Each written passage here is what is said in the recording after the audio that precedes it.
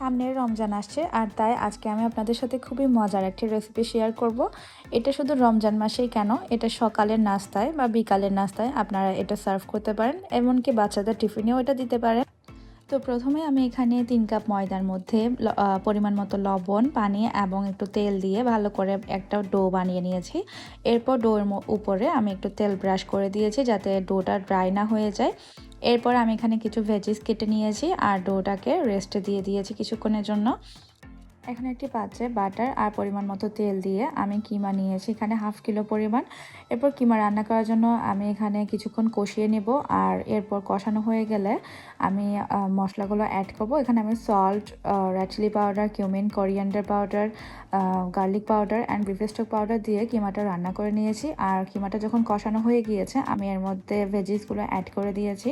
ভেজিসগুলো আমি কিছুক্ষণের জন্য সটে করে নেব। এরপর ভেজিসগুলো সিদ্ধ হয়ে আসলে আমি এখানে সস দিয়ে আরও কিছুক্ষণের জন্য রান্না করে নেব। রান্না করার পর আমি এটা ঠান্ডা হওয়ার জন্য রেখে দিব।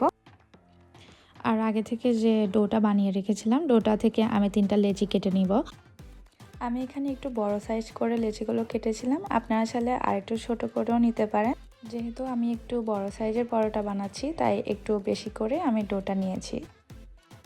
এরপর এটাকে বেলে আমি এর মধ্যে কিমার পুরটা দিয়ে দিব, আর পুরটা দেওয়ার পর আমি ভালো করে সিল করে কিছুক্ষণের জন্য রেস্টে দিয়ে দিব। আর আমি এখানে চিজও অ্যাড করেছিলাম, আপনারা চাইলে চিজটা স্কিপও করতে পারেন আর চাইলে দিতেও পারেন। এরপর যখন সিল করা হয়ে যাবে আমি এটাকে কিছুক্ষণের জন্য রেস্টে রেখে এরপর এটাকে আমি আবারও বেলবো। আপনারা যারা আমার চ্যানেলে নতুন তারা অবশ্যই আমার চ্যানেলটি সাবস্ক্রাইব করে দিবেন, আর আমার রেসিপিগুলো আপনাদের কেমন লাগছে তা অবশ্যই আমাকে কমেন্ট করে জানাবেন। আর আপনার ফ্যামিলি অ্যান্ড ফ্রেন্ডসের সাথে ভিডিওগুলো শেয়ার করতেও ভুলবেন না। আর আরও মজার মজার রেসিপি পেতে আমার চ্যানেলের সাথেই থাকবেন আর সবগুলো রেসিপি দেখবেন এবং লাইক, কমেন্ট এবং শেয়ার করে দিবেন।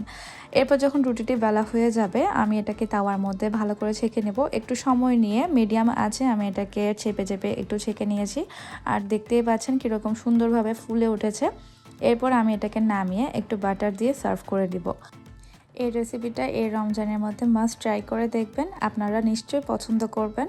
আর মজার মজার রেসিপি পেতে আমার চ্যানেলের সাথেই থাকুন। আজকের জন্য এখানে শেষ করছি। আল্লাহ হাফেজ, সবাই ভালো থাকবেন।